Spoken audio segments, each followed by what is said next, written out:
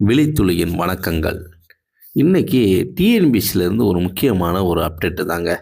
அதாவது தமிழ்நாடு அரசு பணியாளர் தேர்வாணையம் வந்து 4/2/2026 இன்றைய தினம் வந்து ஒரு செய்தி வெளியிட்டிருக்காங்க. அது என்னன்னு பார்த்தீங்கன்னா, ஒருங்கிணைந்த குடிமைப் பணிகள் தேர்வு 4 தொகுதி 4 அறிவிக்கை எண் 7/2025 நாள் 25/4/2025 மற்றும் அதன் பிற சேர்க்கைகள் இது சார்ந்தது தான்.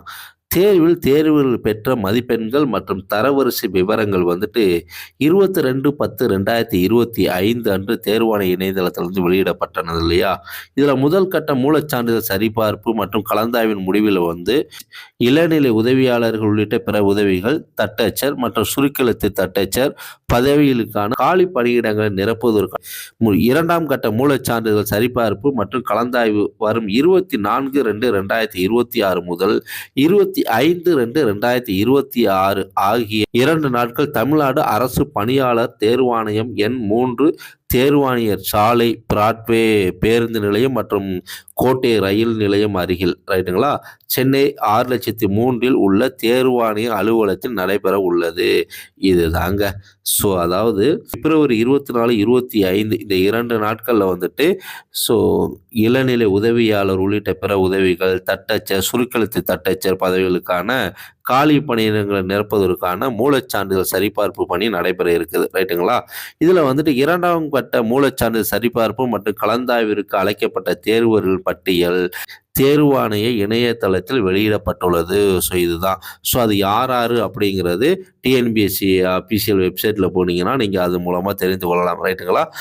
இது மூலச்சான்றுகள் சரிபார்ப்பு மற்றும் கலந்தாய்விற்கான நாள், நேரம் மற்றும் இதர விவரங்கள் அடங்கிய அழைப்பாணையில வந்து தேர்வாணைய இணையதளத்திலிருந்து பதிவிறக்கம் செய்து கொள்ளலாம் அப்படிங்கிறத சொல்லியிருக்கிறாங்க.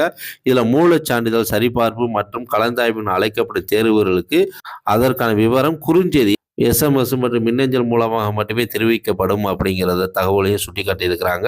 இரண்டாம் கட்ட மூலச்சான்றிதழ்கள் சரிபார்ப்பு மற்றும் கலந்தாய்விற்கான அழைப்பாணை தனியே அஞ்சல் மூலம் அனுப்பப்பட மாட்டாது எனவும் தெரிவிக்கப்படுகிறது. உறவுகளே, உங்களுக்கு மெசேஜ் வந்திருக்கான்னு பாருங்கள். அப்படி இல்லைனாலும் இமெயிலில் உங்களுக்கு வந்திருக்கான்னு பாருங்கள். அதை பார்த்து நீங்கள் உங்களுக்கான செலெக்ஷனில் இருக்குதா அப்படிங்கிறத சரி பார்த்துக்கோங்க. நீங்கள் என்னென்ன சர்டிஃபிகேட்லாம் கொண்டு போகணுங்கிறதையும் அதில் தெளிவாக சொல்லியிருப்பாங்க. இந்த இரண்டாம் கட்ட சான்றிதழ் சரிபார்ப்பிற்கு அழைக்கப்படும் அனைவரும் கலந்தாய்விற்கு அனுமதிக்கப்பட்டு தெரிவு செய்யப்படுபவர்கள் என்பதற்கான உறுதி அளிக்க இயலாது. அதையும் தெளிவாக சொல்லியிருக்கிறாங்க. இதில் வந்துட்டு அழைக்கப்படுறவங்க வந்துட்டு உறுதி செய்வதற்கானது இல்லை அப்படிங்கிறது தெரிவிக்கப்படுகிறது. தேர்வர்கள் மேற்படி சான்றிதழ் சரிபார்ப்பு மற்றும் கலந்தாய்விற்கு குறிப்பிட்ட நாள் மற்றும் நேரத்தில் கலந்து கொள்ள தவறினால் அவர்களுக்கு மறுவாய்ப்பு அளிக்கப்பட மாட்டாது எனவும் தெரிவிக்கப்படுகிறது. இப்படியாக இந்த தகவல் கொடுத்துருக்குறாங்க. இதில் வந்து நீங்கள் குழப்பிக்கவே வேண்டாம். அனைவரும் கலந்தாய்வில் அனுமதிக்கப்பட்டு தெரிவு செய்பவர்கள் என்பதற்காக உறுதி அளிக்கப்பட இயலாது அப்படிங்கிறதெல்லாம் வந்துட்டு நீங்கள் அதை மைண்டில் ஏற்றிக்க வேண்டாம்.